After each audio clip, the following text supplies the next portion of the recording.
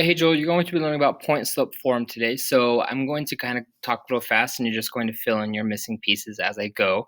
But the first thing is a formula for a point slope form is an equation of a line using its slope and one point. Okay, that's why it's called point slope form.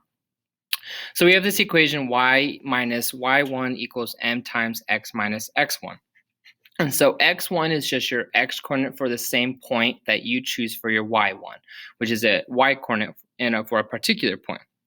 All right, so if you choose a pair of coordinates, your x1 and your y1 have to stay consistent. It has to be the exact same point. And then, of course, as if you remember, our m represents our slope. So this is the equation of a point slope form formula anytime I ask you to write an equation in point slope form.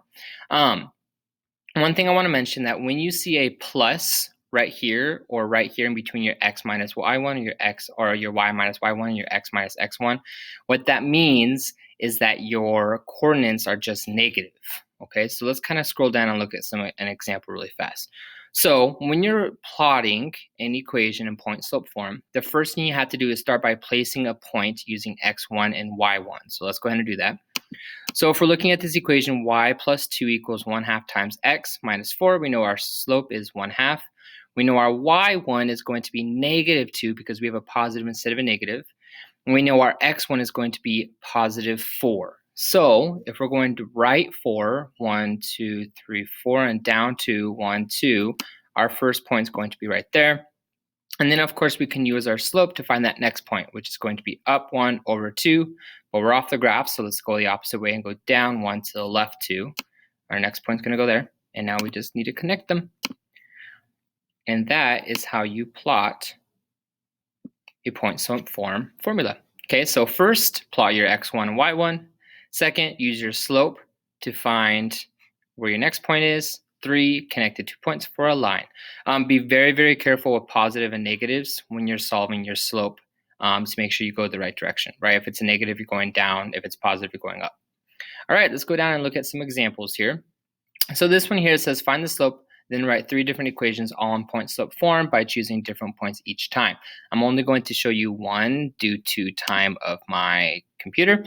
But we first know that we can figure out what our slope is because our x is changing by 1, so our bottom number is 1, and our y is changing by a negative 5. So negative 5 over 1 will just be a negative 5 for your slope. And then we can go ahead and use our point slope formula. So y, let's do our first x1 and y1. Our y is going to be a negative 3, so y minus 3 because it's positive, equals, we know our slope is negative 5, times x plus 1 because it's a negative 1, so we'll put a plus 1. All right, if you have any questions on how to do the next two, let me know. Let's go ahead and scroll down. So let's do the steps on how to do an equation if you have a line. And so these ones are not too bad, but we'll go ahead and choose this point right here, which is at coordinates negative 2 and negative 1. And so let's go ahead and graph this, right? We always have a y minus negative 1, which is actually a plus 1, equals, and let's figure out our slope really fast. We're going down 1, 2, so negative 2 over 1, 2, 3. So negative 2 over 3 is our slope, negative 2 over 3 times x, and because it's a negative 2, I'm going to go ahead and just do a plus 2. There's your equation.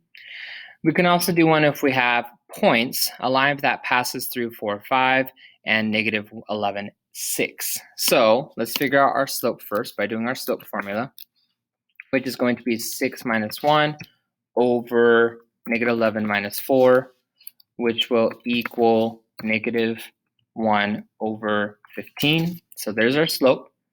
And now that we have our slope, we can go ahead and write our equation. So y, let's do that first point, minus 5 equals negative 1 over 15 times x, and our x is a negative, so I'll do a plus 11.